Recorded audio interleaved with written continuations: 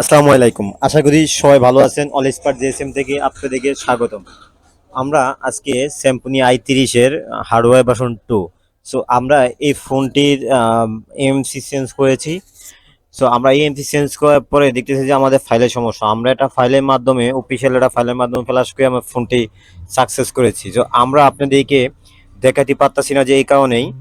So আমাদের ক্যামেরাটা খুব প্রবলেম দেখে আমরা আপনাদেরকে দেখাতে পারতেছি না। সো আমরা এটুক দেখাতে পারি আপনাদেরকে ফ্ল্যাশ করে আপনাদেরকে আমরা ফোনটি দেখাতে পারি।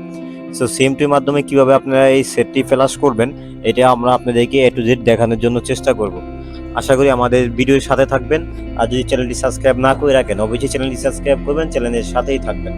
সো আমরা এই জায়গা থেকে এখন আহ, আমরা এই যে দেখতে পাচ্ছেন Symphony i30 হার্ডওয়্যার ভার্সন 2, ঠিক আছে। আমরা এই ফাইলটি ধরানোর পরে আমাদের সিম যদি প্রবলেম দিচ্ছে আমরা সিম যদি কেটে দিই আবার চালু করব। আপনারা দেখতে পাচ্ছেন যে আমাদের সেটি ফ্ল্যাশ নিচ্ছে। সো আমাদের এই অফিসিয়াল ফাইলটা আমাদের বিভিন্ন ভিডিওর নিচে লিঙ্ক দেওয়া থাকবে। আপনারা 100 টাকার বিনিময়ে এই ফাইলটা আমার কাছ থেকে ক্রয় করতে হবে। সো এই ফাইল দিয়ে যদি আপনারা ফ্ল্যাশ করেন আপনাদের ব্যাজমেন্ট এমনকি হ্যাং লোগো যত ধরনের প্রবলেম আছে সব ধরনের প্রবলেমগুলো আপনাদের সলভ হয়ে যাবে।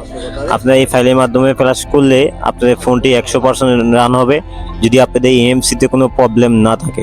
সো আমাদের ইউএমসিতে প্রবলেমের কারণে আমরা এএমসিটি রিসেট দিয়ে আবার লাগালাম, এখন আমাদের ফোনটি ফ্ল্যাশ নিচ্ছে। সো আপনাদের যদি এই ধরনের প্রবলেম থেকে থাকে অবশ্যই আপনারা এএমসিডি ফরম্যাট দিয়ে নেবেন, দিয়ে তারপর আপনার ফ্ল্যাশ ঠিক করতে পারবেন। আর যদি আপনাদের এএমসিডি ভালো থাকে আপনাদের কাছে মনে হয় তাহলে অবশ্যই আপনারা এই ফাইল দিয়ে ফ্ল্যাশ করলে আপনাদের কাছে সাকসেস হবে।